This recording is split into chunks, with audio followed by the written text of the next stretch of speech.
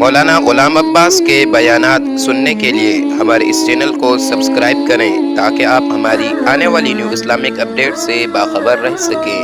سخاوت کا معیار حضرت عبداللہ ابن جعفر طیار رضی اللہ عنہ سخاوت میں بڑے مشہور تھے۔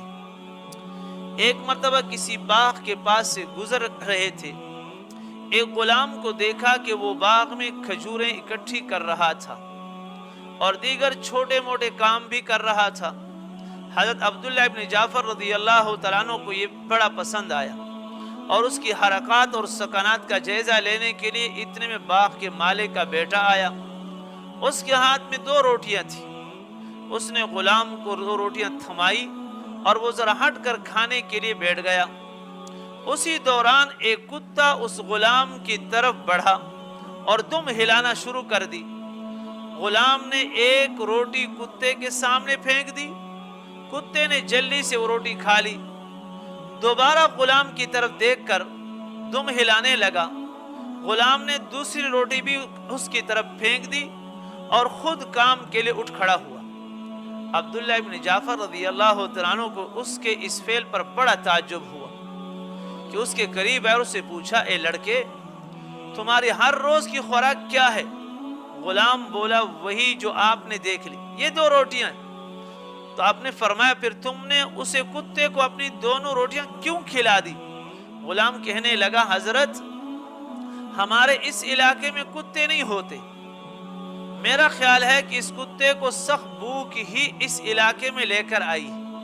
ہمارے علاقے میں کتے نہیں ہوتے، آج جو یہ کتا یہاں پر آیا اس کو بھوک ہی لے کر آئی ہے، اس لیے میں نے اثار سے کام لیا اور اپنی روٹی اس کو کھلا دی۔ اثار کسے کہتے ہیں؟ اثار کہتے ہیں کہ آپ نے آپ کو ایک چیز کی ضرورت ہو تو اپنی ضرورت کو کیا کر دے؟ چھوڑ دے، دوسرے کی ضرورت پوری کر دے۔ جیسے قرآن میں اللہ نے فرمایا، وَيُؤْثِرُونَ عَلَىٰ أَنفُسِهِمْ وَلَوْ كَانَ بِهِمْ خَصَاصَةٌ، اپنے اوپر دوسرے کو ترجیح دینا، یہ صحابہ کرام کا کام تھا۔ تو آپ نے پوچھا، تم آج رات کیسے گزارا کرو گے؟ وہ کہنے لگا، آج رات بھوکا ہی سو جاؤں گا۔ غلام نے کہا، آج رات بھوکا ہی سو جاؤں گا۔ سیدنا عبداللہ اپنے دل میں کہنے لگے، یلومونی الناس علی السخاء وہذا الغلام اسخا منی، لوگ میری سخاوت کو دیکھ کر مجھ کو کیا کرتے ہیں؟ کہتے ہیں یہ ضرورت سے زیادہ سخاوت کرتا ہے، میرا نام سخی میں لکھ دیا گیا، مگر حقیقت تو یہ ہے کہ یہ نوجوان مجھ سے کہیں زیادہ سخی ہے، مجھ سے کہیں زیادہ سخی ہے۔ عبداللہ ابن جعفر رضی اللہ عنہ اس غلام کے مالک کے پاس جا پہنچے، عرض کیا، بھائی یہ غلام مجھے بیچ دو۔ غلام کے مالک نے پوچھا، حضرت آپ اس کو کیوں خریدنا چاہتے ہو؟ اس میں کوئی بات تو بتاؤ، وجہ کیا ہے؟ آپ نے اس کا سارا واقعہ قصہ سنایا اور کہا، میری خواہش ہے کہ اس غلام کو خرید کر آزاد کر دوں، نیز یہ باغ بھی خرید کر اسے ہدیہ کر دوں تاکہ یہ آرام سے زندگی گزارے۔ عبداللہ ابن جعفر کا اندازہ لگائیں کہ ایک آدمی کے اندر ایک صفت کو دیکھی تو اس صفت کو، آج ہم صفتیں دیکھتے ہیں لیکن ہزاروں صفتیں، ایک خامی ایک آدمی کے اندر دیکھ لی، اس کے سارے صفتوں پر، اچھائیوں پر پانی پھیر دیتے ہیں۔ حضرت نے اس میں ایک خامی دیکھی، کیا دیکھی؟ خوبی دیکھی۔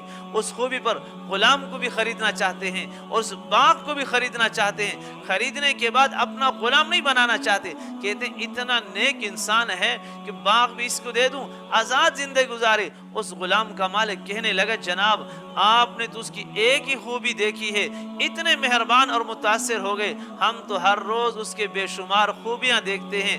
میں آپ کو گواہ بنا کر کہتا ہوں، میں نے اس غلام کو اللہ کی خوشنودی کی خاطر آزاد کر دیا۔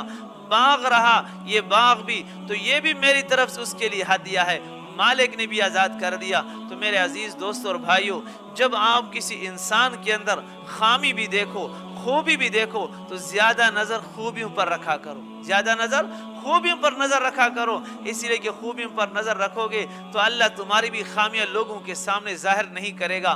اگر دوسرے کی خامیاں ڈھونڈو گے تو اللہ نے قرآن میں فرمایا، وَلَا تَجَسَّسُوا، جستجو عیب تلاش مت کیا کرو، دوسرے کی خامیاں تلاش مت کرو، اگر کرو گے حدیث کے اندر تمہیں گھر بیٹھے ذلیل اور رسوا کر دوں گا۔ اللہ رب العزت عمل کی توفیق نصیب فرمائے۔